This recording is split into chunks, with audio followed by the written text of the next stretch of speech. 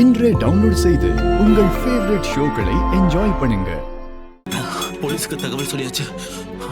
இப்போ கார்த்திக்கு கால் பண்ணி நம்ம இருக்கிற சிச்சுவேஷனை பத்தி சொல்லலாம்.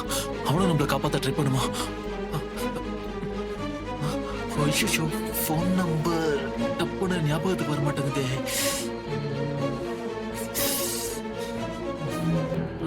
என்னவா இருக்கும்? ஹலோ கார்த்தி, நான் நவீன் பேசுறேன். டேய், எங்கடா இருக்க நீ? உன்னை தாண்டா எல்லாரும் தேடிட்டு இருக்கோம். டேய், நான் நேத்து ஆன்ட்டிய அந்த பஞ்சாயத்து ஆபீஸ்ல பார்த்து திரும்ப வரப்ப அந்த சிவனாண்டியா அவன் சித்தப்பனும் என்னை வழி மறைச்சு கட்டையால் அடிச்சு மயக்கமாக்கிட்டாங்க.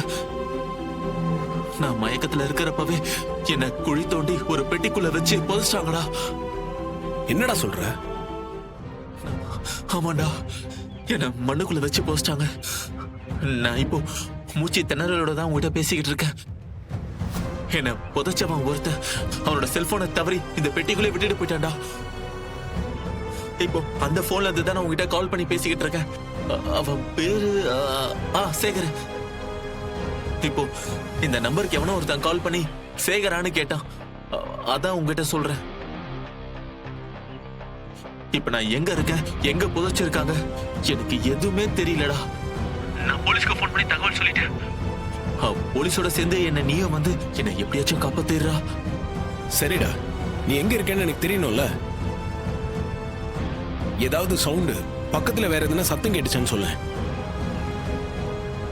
அப்பதான்டா நீ இருக்கிற இடத்த என்னால கண்டுபிடிக்க முடியும். இங்க சத்தம்னா கொஞ்ச நேரத்துக்கு முன்னாடி ஃபேக்டரி ஒண்ணுல ஷிஃப்ட் மாற சவுண்டு கேட்டுச்சுடா. வேற எதுனா சத்தம் கேட்டுச்சா? வேற இங்க பக்கத்துல கோவில் ஏதோ மணி அடிக்கிற மாதிரி சவுண்டு கேட்டுச்சு. சரிடா, நீ டென்ஷன் ஆகாத, பயப்படாம இரு. சீக்கிரமே நீ இருக்கிற இடத்த நான் கண்டுபிடிச்சிடுறேன். சரிடா, கொஞ்சம் சீக்கிரமா வந்துடுறியா?